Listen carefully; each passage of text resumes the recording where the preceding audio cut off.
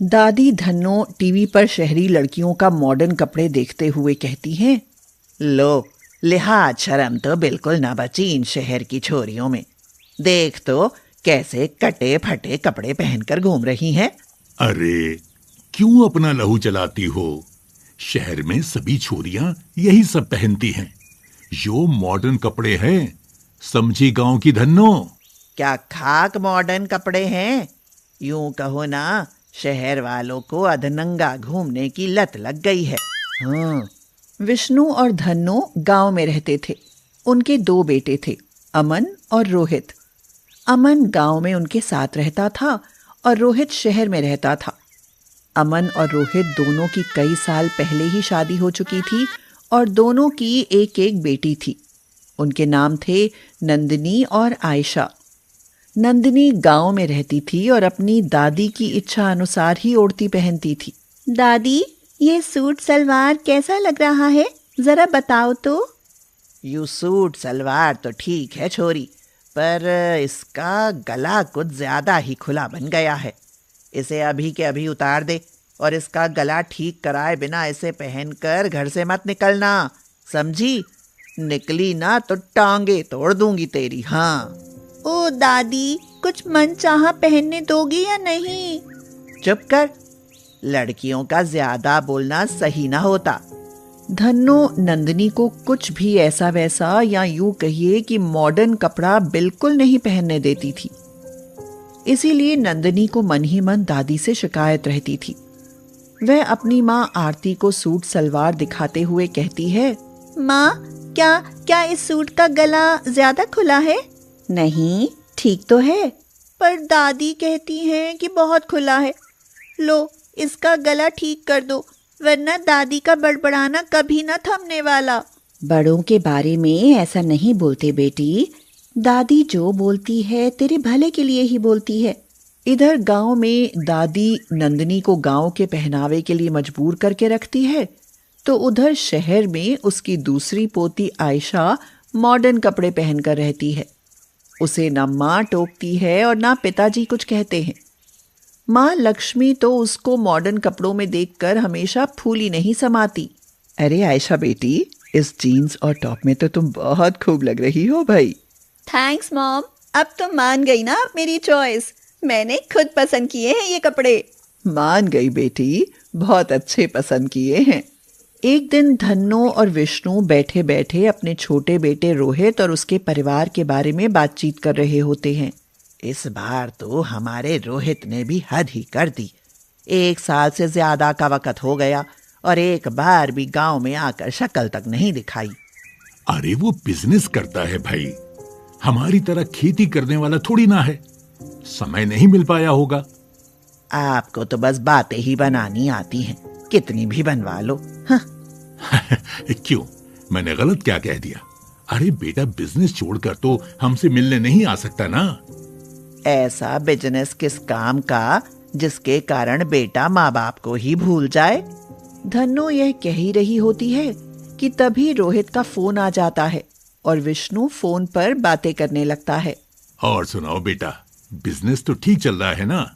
हाँ पिताजी, बहुत अच्छा चल रहा है। बेटा, तुम्हारी माँ तुमसे बहुत नाराज है। कितने ही दिनों से तुम गांव नहीं आए। पिताजी, मैं तो अभी कुछ दिन और ना आ पाऊंगा। हाँ, आपकी पोती आयशा गांव आ रही है, कुछ दिन आपके साथ ही रहेगी। विष्णु यह सुनकर खुशी से फूला नहीं समाता। वह धन्नो से कहता है, अरे हमारी पोती गांव आ रही है, सुना? वो कुछ दिन हमारे साथ ही रहेगी। अब तो खुश हो ना? पोती आ रही है तो मैं खुश क्यों ना होंगी। पोती को कलेजे से लगा कर रखूंगी। मेरी संगत में रहेगी तो कुछ लक्षण सीख लेगी। वहां शहर में संस्कार सिखाता ही कौन है। उस दिन के बाद सब आयशा के आने का इंतजार करने लगते हैं और कई दिन बाद विष्णु के घर के सामने आयशा की कार आकर रुकती है। कार देखते ही सब खुश हो जाते हैं। लो, आ गई हमारी शहरी पोती। आयशा दीदी आ गई। हाँ हाँ, आ गई। उसे कार से बाहर तो आने दो। सबसे पहले मैं ही गले से लगाऊंगी। हाँ हाँ, जी भरकर गले लगाना माँ। मगर जैसे ही आयशा कार का दरवाजा खोलकर बाहर आती है, सभी उसे देखकर हैरान रह जाते हैं।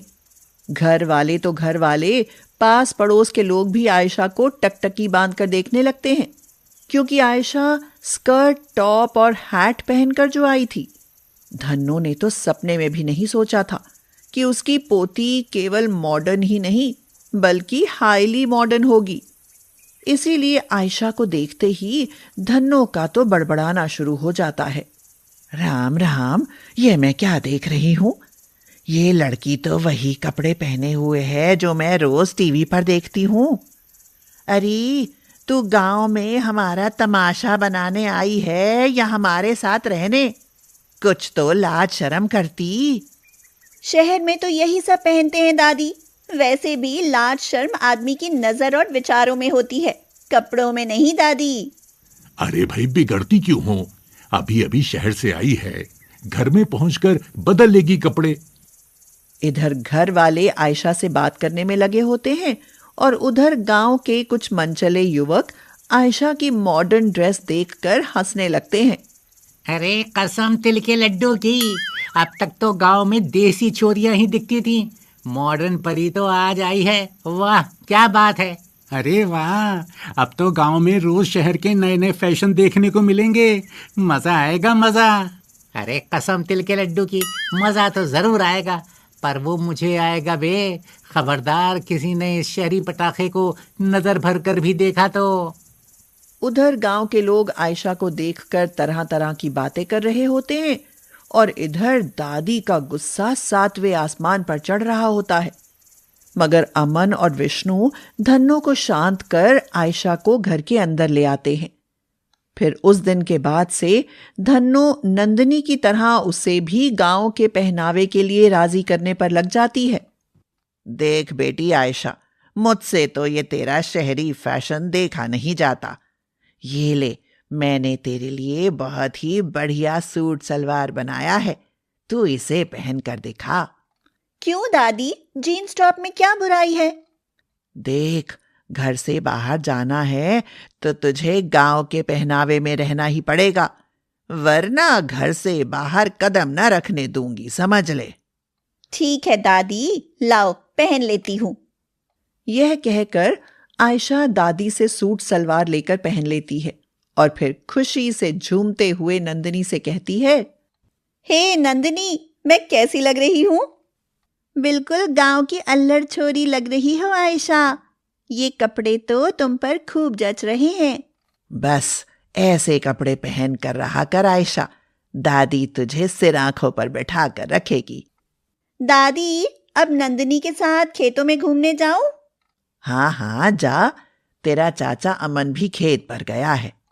दादी के यह कहने पर आयशा नंदिनी के साथ खेतों में घूमने के लिए निकल जाती है और फिर जैसे ही वे गांव की नदी के पास से गुजरती हैं, आयशा कहती है, अरे नंदिनी, हमारे गांव में तो बड़ी ही खूबसूरत नदी है, क्या तुम इसमें नहाती भी हो?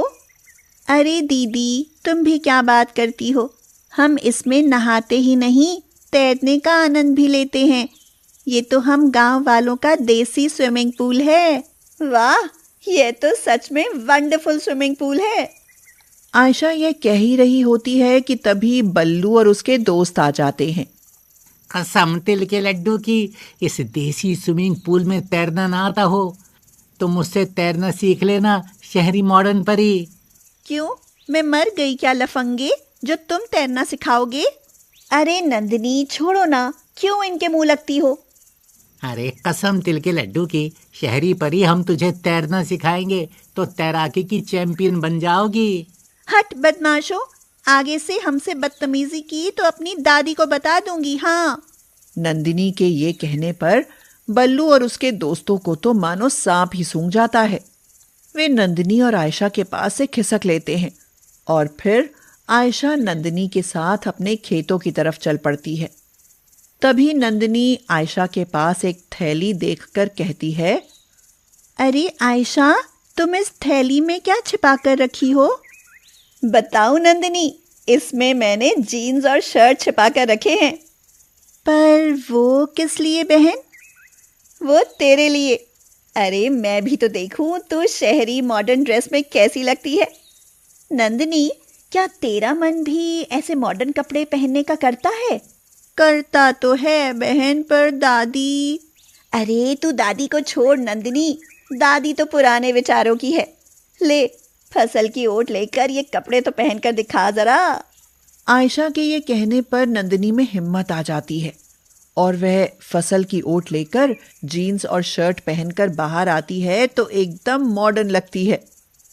नंदिनी ने ऐसे कपड़े पहली बार पहने थे, इसीलिए उसकी खुशी का पार नहीं रहता। वह तो मानो खुशी से उछलने लगती है और साथ ही उसकी आंखों में आंसू भी आ जाते हैं। वह रोते हुए कहती है, दीदी, क्या ये आजकल के कपड़े पहनना गलत है? बिल्कुल नहीं नंदिनी, देखो तो तुम कितनी प्यारी लग रही हो। पर खेत पर पापा को गुस्सा आया तो? अरे नहीं आएगा नंदिनी, जब मेरे पापा को गुस्सा नहीं आता तो भला चाचा जी को क्यों आएगा। आ चल चलते हैं। इसी तरह वे दोनों खेत में पहुंच जाती हैं और अमन जैसे ही नंदिनी को जीन्स शर्ट में देखता है, नंदिनी तो घबरा सी जाती है, किंतु अमन खुशी से हैरान होते हुए कहता है, अरे आज ये सूरज पश्चिम से कैसे निकला भाई? बिटिया तो बिल्कुल शहरी लग रही है, भला ये कैसे? पापा, आयशा ने ये कपड़े पहना दिए, पर दादी। अरे दादी को छोड़ बिटिया, दुनिया बदल गई पर तेरी दादी नहीं बदली। भला जैसा जमाना हो वैसे ही तो पहनावे होते हैं।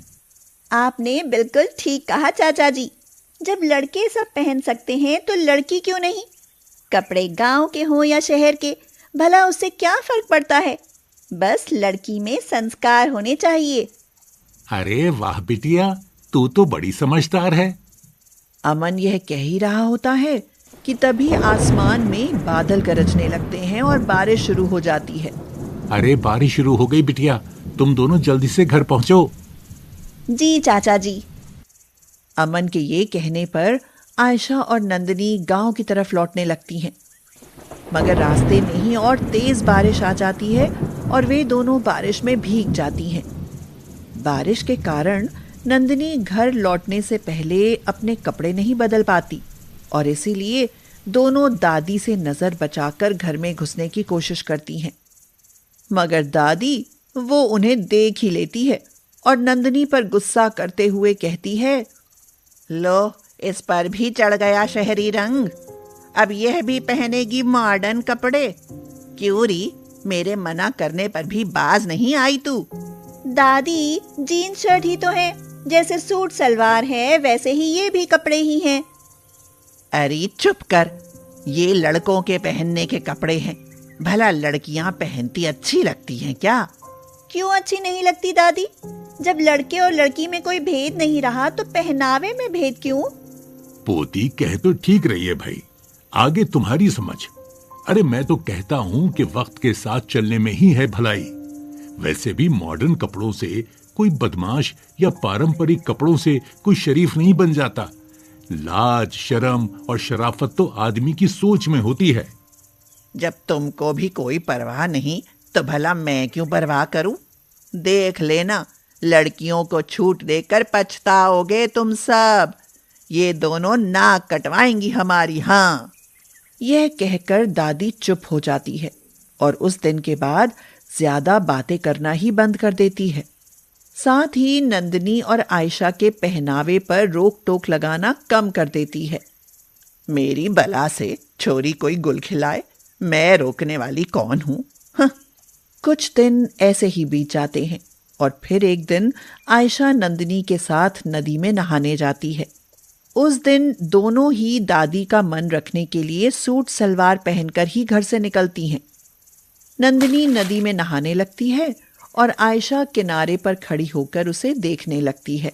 अरे आयशा, नदी में तैरने में सचमुच बड़ा आनंद आ रहा है, तुम भी आ जाओ, मैं तुम्हें तैरना सिखा दूंगी। नहीं नंदिनी, अभी मेरा मन नहीं है। आयशा यह कह ही रही होती है कि तभी बल्लू की टोली वहां आ जाती है और बल्लू आयशा पर बात मारते हुए कहता है, कसम तिल के लड्डू की, भाई ये शहर वाले नदी में तैरने का आनंद क्या जाने, ये तो बस गांव वालों को तैरते ही देख सकते हैं। यह कहकर बल्लू और उसके साथी नदी में कूद जाते हैं और तैरने लगते हैं। मगर नंदिनी वो उन्हें देखकर नदी से बाहर निकल आती है। फिर जैसे ही नंदिनी बाहर आती है, अचानक ही नदी का बहाव तेज हो जाता है और नदी में बाढ़ आ जाती है। बल्लू और उसके साथी नदी की धारा में बहने लगते हैं और डूबते हुए चीखने चिल्लाने लगते हैं।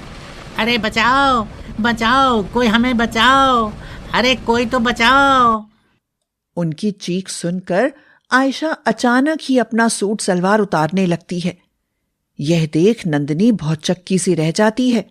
अरे ये क्या कर रही हो दीदी? कपड़े क्यों उतार रही हो? अरे तो चिंता ना कर, मैं नीचे स्विमिंग सूट पहने हुए हूँ, बस इसलिए कपड़े उतार रही हूँ। क्या क्या तुम्हें तैरना आता है दीदी? हाँ, बहुत अच्छा। यह कहकर आयशा सूट सलवार फेंक बल्लू और उसके साथियों को बचाने के लिए नदी में कूद जाती है। फिर तो आयशा की तैराकी देखते ही बनती है। वे एक एक करके उफनती नदी से सबको बचा लाती है और फिर बल्लू शर्म से सिर झुकाकर कहता है, कसम तिल के लड्डू की, आज आप हमारी जान न बचाती तो हम सब तो मर ही जाने थे। आज के बाद हम आपको कभी परेशान नहीं करेंगे। बल्लू यह कह ही रहा होता है कि तभी दादी, धन्नो और कुछ गांव वाले भी वहां आ जाते हैं और सभी आयशा की तारीफ करते नहीं थकते। दादी आयशा को स्विमिंग सूट में देखकर भी खुशी से फूली नहीं समाती। वह आयशा को कलेजे से लगाकर कहती है, आज मैं समझ गई बेटी कि पहनावे से बढ़कर संस्कार होते हैं और वो मेरी पोतियों में कूट कूट कर भरे हैं। यह सुनकर विष्णु सहित सब गांव वाले बहुत खुश होते हैं और उस दिन के बाद दादी धन्नो भी मॉडर्न दादी बनकर रहने लगती है। दुर्गा कई साल बाद गांव से अपनी देवरानी प्रेमा के यहाँ दिल्ली में कुछ दिनों के लिए रहने के लिए जा रही थी। प्रेमा अपनी बहू को हांफते हुए आवाज दिए जा रही थी, सिया, ओ सिया, कहाँ गई बहू, जल्दी इधर आओ। अरे क्या हुआ मम्मी जी, आप इतनी हड़बड़ाहट में क्यों हैं? सिया, शाम को तुम्हारी ताई सास यानी तुम्हारी बड़ी मम्मी आ रही हैं। अरे वाह, ये तो बड़ी अच्छी बात है। इस बहाने मुझे भी उनकी सेवा करने का मौका मिल जाएगा। लेकिन इसमें इतना घबराने की क्या बात है? सिया, तुम उन्हें इतना कहाँ जानती हो? पता है वो अपने जमाने की हिटलर रही हैं। मुझे तो उनसे बहुत डर लगता था। इतना डर तो मुझे कभी मेरी सास से नहीं लगा। तुम्हारे पापा जी कह रहे थे कि अब वो कुछ दिन हमारे ही साथ रहेंगी। हाय, मैं तो ये सोच सोच कर परेशान हो रही हूँ कि उनको कैसे झेलूंगी। ऐसा क्या है मम्मी जी जो आप उनसे इतना डरती हैं? बहू, पता है उनमें बहुत गुस्सा है। उन्हें जल्दी से किसी का काम पसंद ही नहीं आता। उन्हें खाने में एक अच्छी खासी बड़ी थाली सजी हुई चाहिए जिसमें पूरे 12 तरह की सब्जियां हो। अगर एक भी कम हुआ ना तो वे अपने नाम की तरह ही तांडव कर देती हैं। मैंने तो झेल लिया, मगर डर रही हूँ कि तुम्हारा क्या होगा। मैं तो कहती हूँ कि जब तक वो यहाँ रहे तब तक तुम अपने मायके चली जाओ। मम्मी जी, आप तो खामखा डर रही हैं। अरे ताई जी ही तो हैं, कोई हवा थोड़े ही हैं जो खा जाएंगी। मैं भी तो देखूं कि कैसे नखरे हैं मेरी ताई सासू माँ के। सच में अगर ऐसा है तो उनके साथ मुझे तो बड़ा मजा आने वाला है। सिया दुर्गा के आने से बहुत खुश थी, लेकिन प्रेमा की तो जान हलक में अटकी हुई थी। शाम के 4 बजे दुर्गा आ गई। प्रेमा ने दौड़कर पैर छुए और उनके हाथ से बैग ले लिया। दुर्गा ने दाएं बाएं देखा और अंदर आ गई। कैसी हो दीदी, सब कुशल मंगल? अब बुढ़ापे में क्या कुशल और क्या मंगल, तुम बताओ यहाँ सब कैसे हैं? वैसे ठाट बाट से तो सब बढ़िया ही लग रहा है। अरे वाह, अब तो पल्लू माथे पर भी नहीं रहता। काफी मॉडर्न हो गई हो दिल्ली में रहकर। वो दीदी, यहाँ कोई घर परिवार का तो है नहीं। घर में अकेले किससे माथा ढकूं? अरे सिया बेटा, देखो तो तुम्हारी बड़ी मम्मी जी आई हैं, पानी ले आओ। सिया पानी लेकर आई। प्रेमा ने उसे पैर छूने का इशारा किया। सिया पैर छूते हुए बोली, चरण स्पर्श बड़ी मम्मी जी। जुग जुग जियो बहू, सदा सुहागन रहो। तुम तो शहर में आकर मॉडर्न हो गई प्रेमा, मगर लगता है बहू अनपढ़ ले आई। अरे नहीं दीदी, सिया पीएचडी कर रही है। अच्छा, मुझे लगा कि शायद कम पढ़ी लिखी है, क्योंकि आजकल की बहुएं तो सिर्फ हाय हेलो करती हैं। वैसे बहुओं का इतना पढ़ना लिखना भी किसने बनाया? अरे घर में रहेंगी तो चूल्हा चौका करेंगी, अगर पढ़ लिख कर नौकरी लग गई तो सास को ही नौकरानी बना देंगी। सिया मुस्कुराते हुए बोली, नहीं बड़ी मम्मी जी, अगर मेरी नौकरी लग गई तो मैं मम्मी जी के लिए एक नौकरानी लगा दूंगी। वो तो समय ही बताएगा बहू। प्रेमा ने सिया को चाय नाश्ता बनाने का इशारा किया और खुद दुर्गा को कमरे में ले गई। बहुत थक गई हूँ प्रेमा, एक काम करना, चाय नाश्ता मत बनाना, सीधे खाना ही ले आओ। बहुत भूख लगी है। मेरे खाने के बारे में तो याद है ना, या भूल गई? क्या अभी 12 सब्जियों की थाली? अरे नहीं प्रेमा, ऐसे कैसे बदल जाएगी? आदत ऐसी ही थोड़ी ना बदली जाती है। प्रेमा रसोई में गई और सिया से बोली, सिया, अब बनाओ अपनी बड़ी मम्मी के लिए 12 तरह की सब्जियां। मम्मी जी, आपकी बहू बहुत चालाक है। देखो, मैं 5 मिनट में बनाती हूँ उनकी 12 सब्जियां। सिया ने 12 सब्जियां गिनकर एक एक करके कुकर में डाल दी और हल्की सी सीटी लगा दी और एक साथ मसाला भूनकर सारी सब्जियां डाल दी। फिर एक एक सब्जी निकालकर 12 कटोरियों में रखकर थाली में सजाकर दुर्गा के लिए ले गई। बड़ी मम्मी जी, आपकी 12 सब्जियों वाली थाली तैयार है। दुर्गा उसका मुंह देखती रह गई और बोली, बहू, क्या तुमने ये सब्जियां पहले ही बनाकर रख ली थी या ऑनलाइन मंगाई हैं? नहीं बड़ी मम्मी, ये तो मैंने अपने हाथों से अभी बनाई है। चलो, बहू तो तुम्हें लायक मिली है प्रेमा। बहुत ही बढ़िया सब्जियां बनी हैं, लेकिन सब्जी में तेल कुछ ज्यादा है, मसाला भी कम भुना है। कभी बहू को गांव क्यों नहीं लेकर गई? मेरी बहू से मिलती तो शायद वो भी इससे कुछ सीख लेती। सिया अपनी पढ़ाई कर रही है, इसीलिए उसे समय नहीं मिलता दीदी। उसके बाद दुर्गा खा पी कर लेट गई और सोचने लगी, मेरी बहू मेरे लिए खाना बनाने में कितने नाटक दिखाती है। आज वो ठीक होती तो मुझे झूठ बोलकर यहाँ ना आना पड़ता। कैसे बताऊं प्रेमा को कि बहू ने लड़ाई में मुझे घर से निकल जाने को कह दिया। अगले दिन उसके लिए फिर 12 तरह की सब्जियों वाली थाली सजी। दुर्गा को इस तरह उनके घर में 1 महीना बीत गया। एक दिन घर में सब्जी कम थी, इसीलिए सिया ने 10 सब्जियां बनाकर दे दी। दुर्गा गुस्से से बोली, सिया, ये क्या, आज केवल 10 कटोरी क्यों हैं? 2 सब्जी और कहाँ हैं? बड़ी मम्मी, वो और सब्जियां आज घर में थी नहीं। तो ले जाओ ये थाली, मुझे नहीं खाना। बड़ी मम्मी, अचार ले आऊं? जब पता है कि मैं 12 सब्जियां खाती हूं फिर? दुर्गा ने गुस्से में खाना नहीं खाया। प्रेमा सिया से बोली, और कर लो बड़ी मम्मी की सेवा। 2 सब्जी कम होने पर देख लिया उनका गुस्सा। आज खाना ही नहीं खाया। क्या करे सिया, दीदी तो जाने का नाम ही नहीं ले रही। उनके चक्कर में तुम्हारी पढ़ाई का नुकसान हो रहा है और उनके नखरे, बाप रे बाप। वो तो है मम्मी जी, अब हमें कुछ ऐसा करना चाहिए कि ये अपने घर वापस चली जाएं। सिया ने दुर्गा की बहू पुतुल को फोन किया और झूठ बोला, दीदी, बड़ी मम्मी के पास तो बहुत सोना है और तो और डायमंड का 1 सेट भी है। वो कह रही थी कि जो भी अंतिम समय तक उनकी सेवा करेगा वह तो सब उसी को देंगी। इसलिए मैं तो अब बड़ी मम्मी को अपने ही पास रखूंगी और उनकी खूब सेवा करूंगी। ये सुनते ही दुर्गा के बहू बेटे उसको वापस घर लाने के लिए निकल पड़े।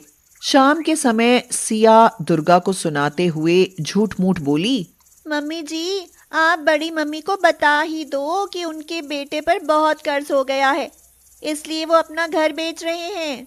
पुतुल दीदी बता रही थी कि 12 सब्जियां बनाते बनाते रवि भाई साहब पर कर्ज हो गया है, इसीलिए उन्हें मकान बेचना पड़ेगा। 12 सब्जियां क्या अपने बच्चों और मकान से भी अच्छी हैं बहू? एक बार उन्होंने दीदी से कहा तो होता। 12 सब्जियां तो दूर की बात है, वो बेचारी तो बिना सब्जी के भी रोटी खा लेती। ये सुनते ही दुर्गा घबराते हुए उनके पास आई और बोली, हैं? क्या मेरे बच्चों पर इतनी मुसीबत आ गई और उन्होंने मुझे बताया भी नहीं? मुझे अभी अपने घर जाना है, मैं ऐसा कभी नहीं होने दूंगी। दीदी ठीक है, लेकिन आपको ये बात हमने बताई, ये बात आपके बच्चों को पता नहीं चलनी चाहिए। दुर्गा अपना बैग पैक ही कर रही थी कि रवि और पुतुल आ गए। दुर्गा को देखते ही वो उसके गले लग गए। माँ जी, अपने घर चलिए, आपके बिना वह घर हमें खाने को दौड़ता है। अब आप 12 क्या 20 सब्जियां भी खाएंगी तो मैं बना कर दूंगी। अरे नहीं बहू, मैं तो अपने गुरूर में 12 सब्जियों की थाली लगवाए जा रही थी। अब जो भी बनेगा मैं वो खा लूंगी, लेकिन अपने घर में अपने बच्चों के साथ ही रहूंगी। चलो घर चलते हैं। दुर्गा अपने बहू बेटे के साथ अपने घर चली गई। दुर्गा के जाते ही सिया और प्रेमा ने राहत की सांस ली। आखिरकार मुसीबत टल ही गई। सिया, एक बात बोलूं? कहो मम्मी जी। कल से मुझे 12 सब्जियों वाली थाली चाहिए। क्या? और क्या, मैं भी तो उनकी ही देवरानी हूँ। सिया परेशान होकर प्रेमा की तरफ देखने लगी। प्रेमा जोर से हंस पड़ी और सिया से बोली, अरे नहीं बहू, मैं तो मजाक कर रही हूँ।